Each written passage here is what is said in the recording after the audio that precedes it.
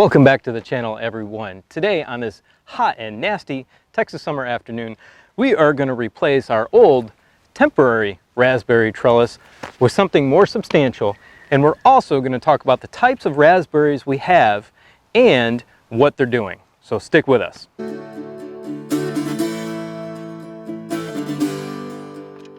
Well, first things first, we are going to set our posts and tamp them down, get them set up. Next, we're going to notch out the top and middle portion of our posts using a hammer and a chisel. Next, we are going to cut our cattle panel straight down the middle. Finally, we're going to take that piece of cattle panel and bring it in here. We're going to set it over the top of the posts, sliding it down till it engages our middle portion. Then we can put on our top cross piece right here, and then we'll grab our second piece of cattle panel, the other half, and set it on top. Finally, after everything's set up and secured, we're going to start to weave through our raspberry vines. Okay, we've got our raspberry trellis here completely assembled, and we've got our raspberries snaked up through this cattle panel. That's what you saw me doing, is cutting a 16-foot long cattle panel in half right down the middle and then suspending it between our two posts. Actually, I did need a third post because this cattle panel is quite heavy, and so I put this steel pole in the middle, and it's supported by that also. So let me just show you how I put this thing together. It's really fairly simple. I just did a little cut in here and put this 2x4 for the cattle panel to sit on. Just lashed it to it with wire. I'll probably connect it differently at some point, but that was the easiest to do right away. And I did the same up here at the top. As you can see, it is over the top of the post here. I did drop down the 2x4 on this side where I notched it out, but that's so the wire, or the cattle panel wire, can pull on the top of the post. But I did wire it to the top right there, and just wired it to that pole, and pretty much the same setup on the other side. And of course, with homesteading, you use what you got, right? You want to be sustainable. I don't want to make 50-mile round trips to Home Depot every time I need something. So I had these posts sitting around. I had the extra cattle panel, and I just made do with what I had and put it together. Is it the prettiest thing in the world? No, but it works, and I think it's engineered pretty good. You can see I did pull down, or I just put over the top of the post this cattle panel. I cut out the middle portion of it here so it can sit on, and it won't fall off, essentially, fall off the shelf. It'll be stopped by this portion over here. So I thought that was pretty cool. Let's talk about our raspberries now. We have two types of raspberries. We have a fall bearing raspberry, which is our fall gold right here, and we have dorman red, which are a summer bearing raspberry, which specifically fruits in mid-June for 1 month. Now that's the advantage of having a ever-bearing raspberry as opposed to a summer-bearing raspberry, is your summer-bearing raspberry will only fruit for about a month. Heavily, but it will only fruit for about a month. Your ever-bearing raspberry will fruit from when it starts to fruit, which is usually in midsummer, until frost hits. So to continue to put out all those berries for that length of time, and then it will fruit the next summer. Now, ever-bearing raspberries fruit on new canes called primocanes. They'll fruit once on those primocanes, then during the winter those primocanes will go dormant. They'll fruit the next summer, and then they'll die back after that. And in that period of time, new primocanes that next summer will be coming up. So that's a real advantage of having a ever-bearing raspberry.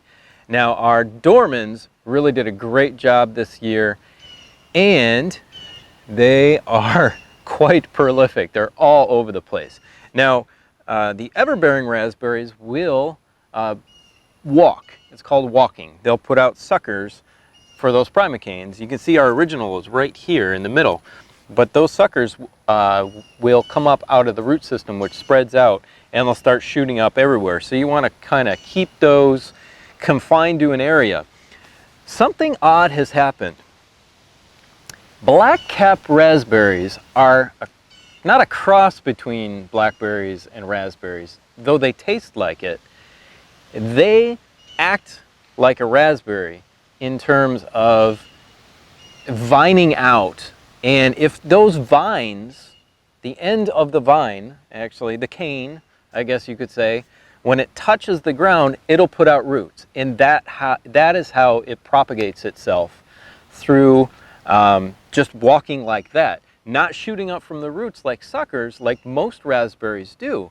They'll vine out like that and put out those little walking tips off the tips of the raspberry vine. It's very strange. Now, what is even more strange is my fall golds and my dormans are doing that. Now, I'm not a raspberry expert. I don't work for an extension office. If you want to go look for a great extension office, look at the University of Maine. They do a lot of good work with raspberries. I've got a lot of information from them. But I'm going to show you here what these things are doing. And it's the strangest thing. And I'm going to show you the craziest one here to begin with, as soon as I get this unwrapped. All right, so we've got a dorman red vine here, or cane, and it's acting like a vine. So I'm going to go and I'm going to follow it. And I took it out when I was pruning these and putting up the new trellis. And I'm going to follow it and follow it and follow it and follow it. Look at that. That vine is darn near 20 feet long. And you can tell right here on these other tips of these other dormans, I actually pulled them out of the ground because they had touched the ground, and this one's even more obvious, they were putting out roots. They were not putting out new canes from suckering all of my raspberries, including that ever-bearing fall gold right there. Oh, sorry about that. Keep catching on that one. They keep putting out these crazy vines like this, and I don't understand, because this is not. Look at that. These are fall golds all the way over here. They're 6 feet away from where I started with them. So what's odd is these are all very thin. Okay, there's none except for these two right here that look like the actual raspberry canes I am used to.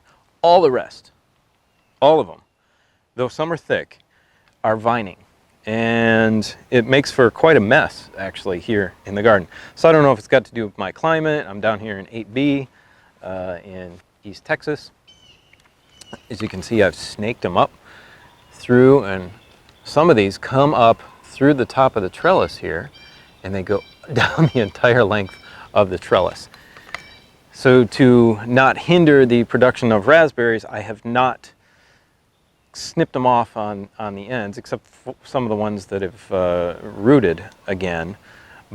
But like I said, I had a great crop this year, but I was just interweaving them in that old, over the wires in that old trellis system I had. Any of you guys out there know what's going on with my raspberries? Let me know, because they're acting like blackberries. They're acting like black-cap raspberries. There's only a couple of these primocanes that came up. You can see they're nice, shiny, new, and white right there for the fall golds. Actually, there's a couple here, but they actually propagated themselves by putting out the runners, and not from suckering from the roots. It's a very strange situation. I have no idea. But as you can see, this one, this is the craziest one. I could have raspberries all the way across my garden. There it is. That's a 16-foot cattle panel, and that's laying at the end of it, and it wraps around all the way over here. But anyway, Also, I don't know what's going on with these fall golds, but they haven't fruited yet. The only fruit I got, and this is year 2, is from the dormants. I planted them 2 springs ago. So, minus the first year, maybe they were a little immature, they needed to get used to the soil, that's fine. But they still haven't fruited. And I just don't have any idea why those fall golds haven't fruited. Whatever, that's all right. So hey, anyway, we hope you like our trellis system. And if you got any information about those raspberries behaving the way that they do, you know, leave us in a comment section. Leave us a comment in the comment section below. We'd surely appreciate it because we're kind of stumped, to be honest with you. We know a little bit about raspberries. My father grew them, you know, when I was growing up, and they looked nothing like this. We were in Michigan. I don't know, maybe it's a little bit different up there, the way they grow. But these are totally behaving different, and I want to know why. But we got raspberries, and we know how they grow, or how they're supposed to grow anyway. I don't know, whatever. So, raspberry trellis, this thing, the reason it's so big is because they're behaving the way that they are. So if you have, say, your normal raspberry bushes and the way they're supposed to behave normally, maybe you can get away with just 1 layer of cattle panel in there. Anyway, have a great day. Hopefully we'll see you on the next video. Hopefully you'll stick around to check out more videos on our channel, and you'll stick around on a permanent basis, because we are growing every day. We're happy that all our subscribers are here. Thank you guys.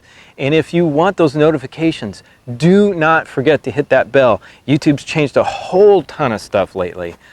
And if you don't hit that notification bell, you're never ever going to find out if we put out a new video, which we do every Tuesday. But, you know, people get busy and you forget. And if you want to see more cool stuff like this, hey, you got to be here. Share us on social media. Have a great day. And we will see you on the next video.